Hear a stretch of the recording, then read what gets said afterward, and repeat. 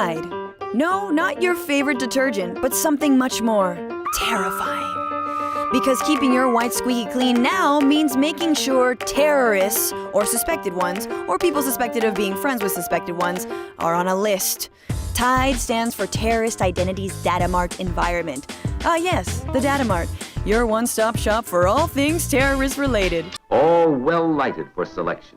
The list is lovingly tended to by the National Counterterrorism Center, and even more specifically, by a super-secret unit called the Directorate of Terrorist Identities. Oh, Orwell, you novice.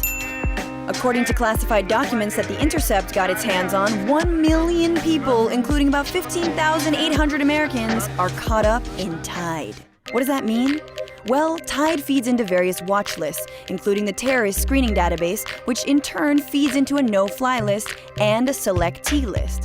When you're on the aptly named selectee list, you get even more screening at the airport. Joke's on them though, because you stopped wearing underwear 5 months ago. Tide also feeds into watch lists for the State Department, Homeland Security, and the FBI. You too could be an anemone in the Tide pool, which is actually checked by police and some employers. That means you could get arrested or lose a job opportunity if you're on Tide.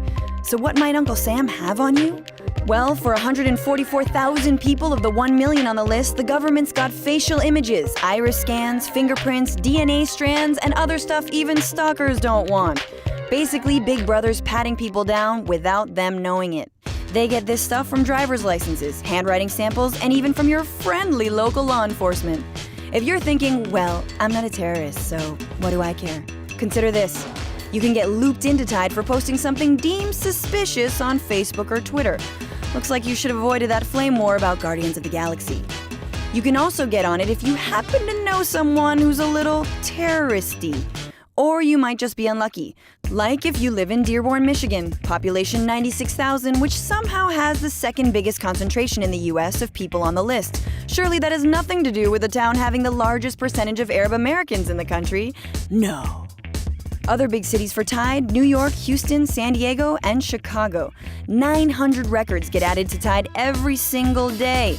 And Obama has become the no-fly lister-in-chief by increasing that list tenfold to 47,000 people, surpassing terror fighter extraordinaire W. But here's a question. Does it even work? As Edward Snowden pointed out, we're just making the haystack bigger and bigger in a hunt for a few needles.